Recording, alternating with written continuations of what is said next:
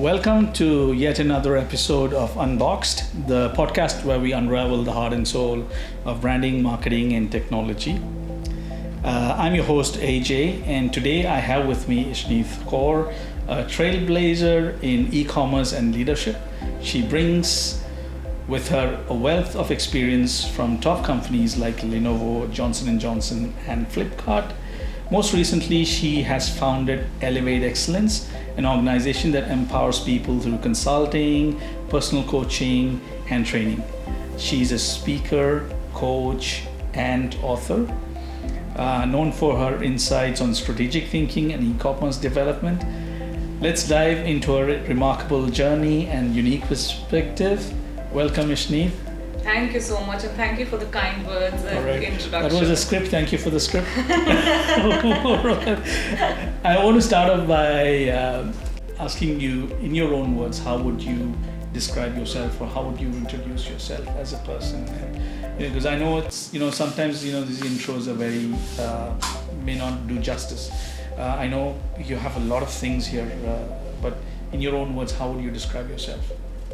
I think I will say that I'm a person of high grit and resilience. Okay. And there's a journey through which I discovered that side of me. Mm-hmm. I'm an entrepreneur since the beginning. So earlier I was doing it for the organizations. Mm-hmm. I was building up business units, the business of e-commerce, specific parts in various organizations. Now I'm doing that for myself to help other organizations. All right. So yeah, that's been me. That's been my journey. It started in India with Flipkart, in e-commerce, the area of e-commerce with Flipkart in 2014. And from there I came to this region. Then I established e-commerce for the firms like Johnson & Johnson and Lenovo. And it's been an amazing journey.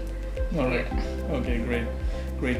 Now I know that you have a personal journey that has led you on this track, and there's a lot of resilience, grit in your story, and it's nothing short of inspirational, right? So looking at your life, and your never say never attitude, where does all this come from? What happened, and how did you navigate through these challenging times? If you could just touch upon that. Thank you for the question, and I think it is the foundational part of who I am. So since childhood, I've been always been this extra enthusiastic, child. I call myself enthu cutlet. I would do academics, extracurricular, this and that, and then came high energy. High energy. I want to do everything, and I want to excel at all these things.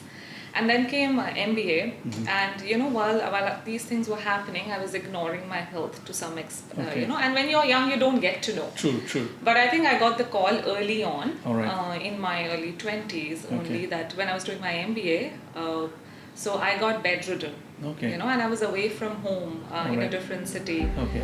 And it was literally 1 year of being bedridden on belt, wearing the belt support, going to exams, going to the classes with that, and just lying down when people are literally having the time of their life. And MBA is the time when you can't stop to take a pause. Yes. So when that happened, I was faced with a challenge, and I had to come out of it. And I realized the resilience that we all have. It only comes out when you go through such challenges. So I did my own little things. So I would see the TV series Friends through the painful times, because it would make me laugh. Yes. I would put a big poster in front of me which was motivating, encouraging for me.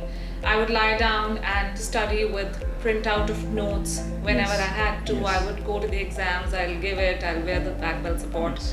So when MBA ended, I won many national, international awards, some for the first time for my college, like National Student, Best Student Award nationally in India, International Award where I represented my college to South Korea, and a couple of other things, Dean's List. So I did all of that while dealing with the back pain. So then I realized that there's a lot of strength that we all have. We just need to be open to know it, understand it, and use it. So then onwards, it was after then I joined Flipkart. It was a journey of another 2 years before I could get rid of my back belt support. But through that, then I realized, I want to share my story with the world, with the hope to empower. So I think that side of me has always been there to sort of empower people. And I did it with Josh Talks and then with TEDx as well in Abu Dhabi. And recently I launched a book co-authored a book actually, and it contains the stories of 29 women worldwide. So it's again a story of resilience. It's a story of resilience, and that was the start of the chapter, I believe. Okay. And then thereon, couple of times in my journey, Okay. I was faced with situations where I took that tool out of my toolbox, and it helped me navigate it. Yes. I'm so happy to hear that you found your way during your dark times, or because most people, what happens is like when they are faced with challenges or adversity, they just add to it, unless you have this like you said, you're trying to surround yourself with positive mindset, like watching friends, making sure that you have a positive attitude even though you were struggling at times. I think this is really important, and I think it's a really key takeaway that I'm trying to I had big posters in my room. So I was a dancer. Yeah. So I put a poster of dancing girl, and I would close my eyes and imagine myself doing that. Wow. I put a big, like literally half the size of the wall, a world map, and there was a girl standing there with a suitcase, and I was like, this girl is going to be me soon. And I'm so glad. Just imagine someone in your situation where you're sitting in a dark room and you're on the bed. There's nothing to inspire or motivate you. And what would be the mindset of that person, right? Yeah. So I think a lot of it attributed to you taking that step to ensure that you have a dream and hope, and that you need to work for that. No matter what is your condition, you're going to achieve that. And I think that's the never say never attitude. Yeah. So now, transforming from major corporations like Flipkart to launching your own venture, Elevate Excellence in Dubai, is a monumental shift. So coming from a corporate background to setting up something of your own. How was this? How did you find this journey? It's because it's quite transformational when you look at it from a corporate world. The setting is totally different, but when you have your own company or your consulting business, it's different ballgame, right? So how did your experience shape this, and what are your key takeaways from on this transitional journey? Yeah, so I think first of all, it's a funny story how I entered into the world of e-commerce, with Flipkart. So I was in my MBA, and I generally, when you enter within 3-4 months, summer internship starts, companies start coming in. Flipkart, this is back in 2013, Flipkart was the first company, like a day minus 10, the first company that came in, and everyone applied. I applied as well, kept getting through the rounds. And I remember, so I was one of the finalists going to, there was a GED and then an interview, so 2 people were selected. So seniors were messaging me. Back then, Flipkart wasn't the big giant corporate that it is today. It was in the transition phase of becoming that. And I was getting messages, Ishneet, tank this. Because back then the dreams were always ITCs, FMCG sales was the dream for any MBA student. And Ishneet, tank it, ITC, Marico, etc., they're yet to come. This is the first company tank. The funny part is I didn't know how to tank. Because all I had learned in my life was give your best shot. So I literally, they called me my name for the GD. I closed my eyes for 5-10 seconds, and I said, God, I'm going to give my best shot because that's what I know. But if it's not good for me, please make me fail this and make me not go through it. I got through it. Then I interned there, and then I got the PPO based out of internship. So I never got to sit in any other company. That's how I entered into the world of e-commerce. And I think it's been an amazing journey because Flipkart was growing into this big corporate. So you get to do so many things. I get to start business units, founding member of various teams, including online marketing, strategic alliances, customer acquisition, growth and marketing team. In fact, that was a time when metros were getting crowded, so we had to make a customer acquisition strategy in the areas which were unexplored because Amazon has also entered the Indian economy. So it was amazing that I could build an idea, go to the CEO, get an approval for running a pilot. So we formed a pod of product marketing tech teams, went to tier 2-3 cities, did user research interviews, started the pilot. So that's the extent of the experience, which was wonderful because literally it gave me twice the years of experience in the time that I was there. And then I moved here in the region 2017. Interestingly, same year e-commerce started here in a proper way because Souk was acquired by Amazon. Noon announced itself in 2017 itself. So when I came here initially, I was taken aback because in India that time, whether it's grocery, whether it's fashion, whether it's anything, one wouldn't step outside. And here I had to step outside. Yes. But then I think I've been fortunate enough to be in the seat where I've seen that e-commerce journey grow for this region. And then came the pandemic, we went to a hyper growth stage.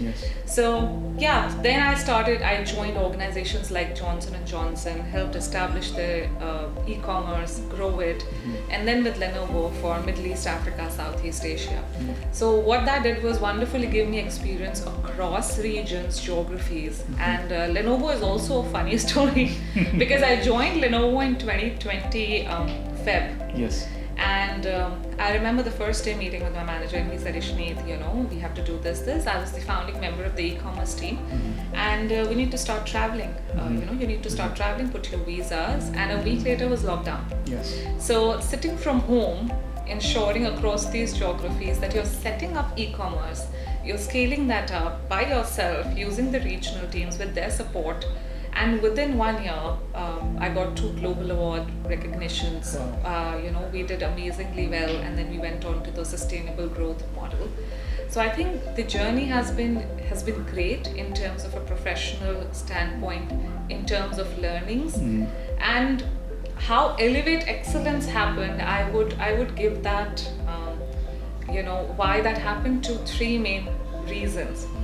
First of all, I think I've always been an entrepreneur. Yes. Entrepreneur has the great determination to continue, it's okay to pivot whenever things are changing, have the ownership of your work, and I've always been that within the organizations. Yes. So why not do it for set it up a business for yourself and be an entrepreneur full time. Exactly. Second thought was that I wanted to, there has been a parallel line of enabling people throughout for many years. Yes. So I thought I can enable people, support people in organizations at a larger scale when I do this. All right. And the third was while I saw amazing work experience, I've been fortunate enough to work with leaders of all types in my journey, because you understand what to do, what not to do, what works, what doesn't work.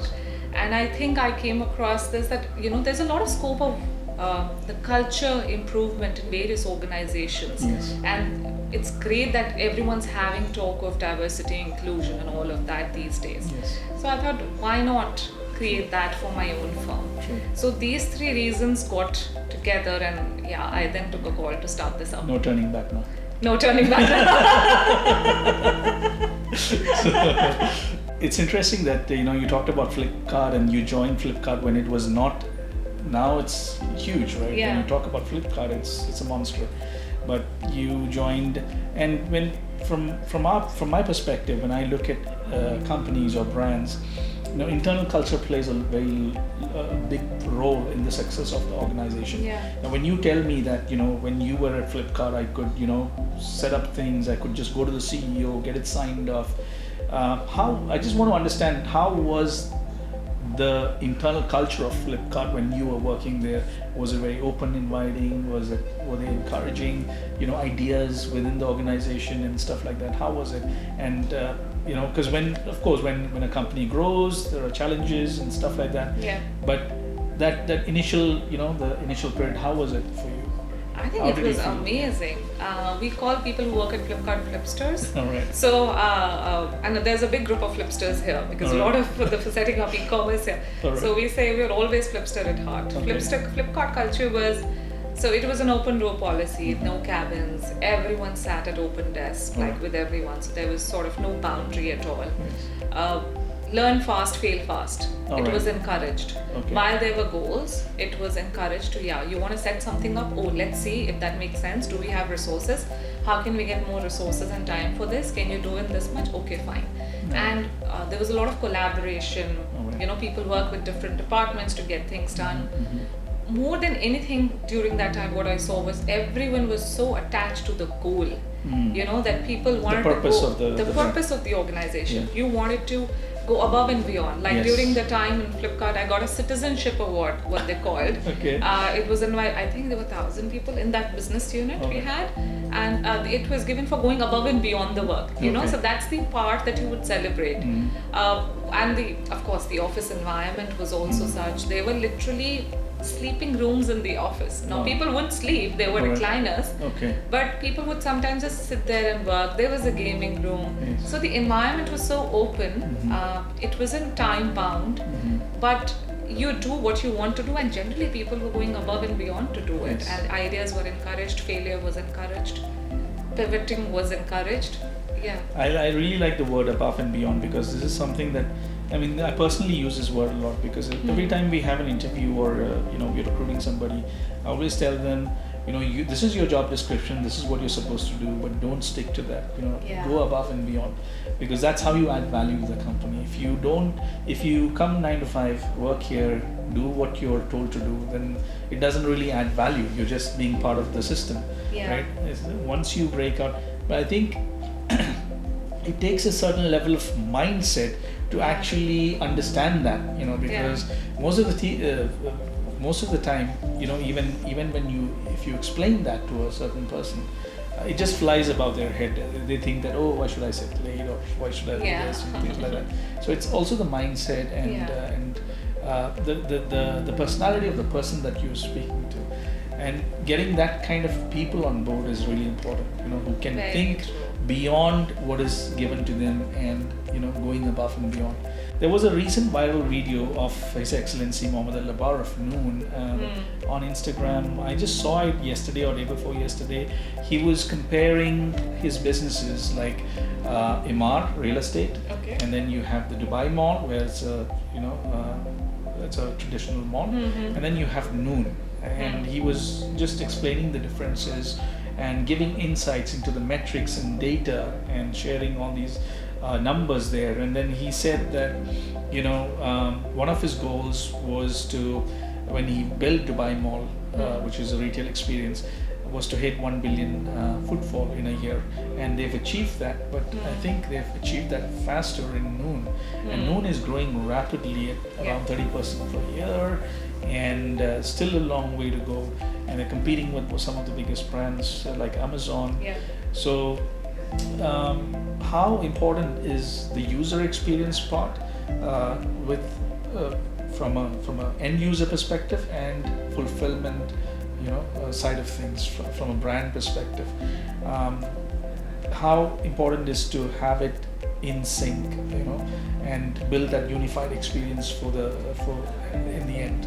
Yeah, I think very good question, and so the way I would say is probably not fulfillment, everything back end, Yes. to ensure that the front end is all handled, taken care of. So Yes. 100% user experience is important, because everything you do for the customer, All right. right? And customer is the king. This is the basis on which Amazon has grown. Customer comes first, Yes. right? But with that, and how it's linked is customer comes first. So how do I ensure my service? Now, if I'm not talking about a website, I'm not talking about the navigation part and all of that user experience, which is the front end, looking at the operations perspective and linking it to a customer experience. Having a good service is a great customer experience. Delivery on time is a very important customer experience, because I order something, people, True. we are spoiled over here for Yeah, 15-30 minutes completely. delivery now, and if I send you something 5 days later, that customer is not going to come back. Especially when they know they're going to get a refund or Exactly. Yeah. So how do I take care of that piece? All of these back-end things come as a part of customer experience. And it's to be constantly optimized, I guess, right? Exactly. Inventory management. Now, every business hates to be out of stock, or we just have loads of stock with us.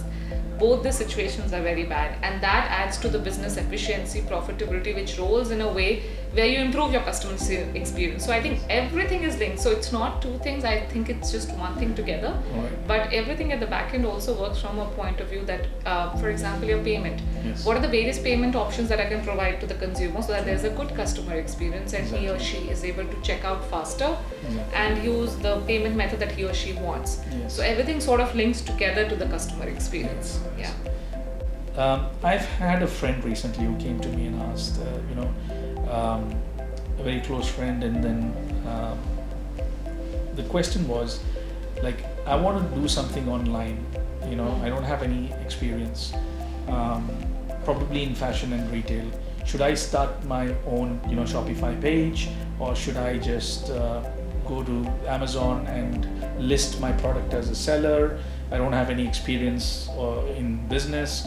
I'm working somewhere, this is something new to me, but I'm really passionate about it. I know I can make it. I know I have a unique product, but what do I do? So what advice would you give someone like that? Yeah, I've met people, who come with this. And the good thing is they are interested to do something, but I think it takes a lot of discovery to understand what exactly is what they want. If you're trying to find, the way I would want to approach it is, it also depends on what is the timeline we're looking at, what is the budget, because having your own website gives you a lot of control, but it also needs marketing to put that through. Putting on Amazon noon, you don't have your own control, but it's a cluttered space, you need to market to get it up. Stand out, but you don't have to, but people are already coming there, you need to stand out among the crowd instead of getting people there. So it's about which one do you want, what is the leeway that you have, but I think before all that, what's the product that we're looking? So if we are looking, I think it would be a good start to sit with someone and understand which category. If the clarity of fashion retail is there, there are so many further categories in fashion and retail. Which category is not overcrowded in an Amazon or no? Try and get that data. And I think that can be a good starting point. So the thing that I see over here in the region is, if you look at India or the other countries where e-commerce has really a lot more evolved, and even in the other parts, even the US, etc., within one category there are 8-9 layers. Like within fashion and retail, you go one level down, and after 8th layer as well, you have a brand. A brand who's selling one tiny thing, but they've become brand for that. I think there's a scope in this region for it. So we have probably gone to 2nd, 3rd layer, but beyond that, brands can be established. So it's important before you start to discover that niche and create that niche statement, and then your market strategy, channel strategy, content strategy piece can fit in. Great. Sounds good. I'm going to give my friend that advice. Now, your involvement in G100 is truly commendable. Could you share some more about your role and and how this platform is making a difference in empowering women and organizations globally? Before we start, what is G100 and what is your involvement with? So I think G100 is a very good organization. It's spread across a lot of countries, more than 100. So there, G100 is basically an organization and people who are part of it across countries. So there are global chapters, then there are country chapters and local chapters. Nobel laureates, ministers of states, philanthropists, entrepreneurs, social community workers. So people across all the communities, women and then men in those chapters are part of it. The idea is to make an inclusive, gender equal workforce. So that's the beautiful thought that they go ahead with. And I am the country chair for coaching and training WIG. So I got associated with the idea and the fact that it's a massive network of women globally across, and it recently started sometime back in the UAE. So it's still in the initial stages in the UAE, but we are trying to grow this chapter. Great. I guess that's it. It was a very interesting conversation, Ishneet, and thank you for joining us today.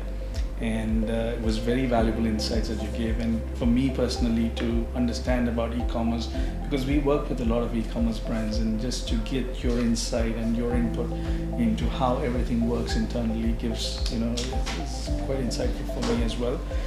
Thank you. I hope we can have you again on the show sometime to talk about other stuff, to pick your brain a little bit. because I really want to understand, talk a lot about your philosophy and things that help you achieve success on a day-to-day basis. Thank you so much. Thank you so much. I had a blast. Thank you so much for having me here. Thank you guys for joining us today, and we are available on all major platforms, and catch you in the next episode.